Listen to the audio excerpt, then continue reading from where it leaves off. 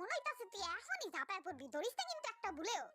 আরে আম্মু no tension, চাই আছে তো কি হইছে, আজান দিলেই খামু, একটা ধরুম না এখন। না আপনি তো আবার মার কামারা ভালো মানুষ, তাই আপনার হলে একটু বেশি টেনশন বুঝছেন। একটু দাঁড়ায় থাকেন, আমি আইতাছি, আরো খাওন লইয়া খাইস না কিন্তু, ধরিস না। আস্তে করে 10-12টা আলু চপ আর বেগুনি পকেটে ভরে লই। এই যে দেখো চিমনি চুরি কইরা পকেটের ভিতরে আলু চপ ভরতাছে। আই তুই পকেটে আলু চপ ভরছ কেন? আমরা খাবো না, থবে দেস তো, তাড়াতাড়ি থো।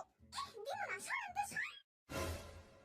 তো তিন অর্ডারে কিন্তু এখন আমি গঙ্গা যমুনা পদ্মা মেঘনা ট্যাক্কার চুবাইলে আমু চুপ করে বগইতাছি। বইতাছি আমু। কুকি বদানি জিনা কই রে, আজান দিয়ে দিছে, পানি খা।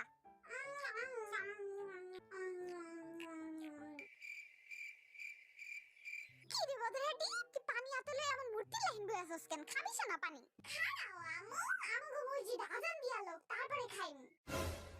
কারেন্ট নেই বাবা, আজকে আমগো মসজিদে আজান দিলেও তুই শুনতে পারবি না, তুই খা।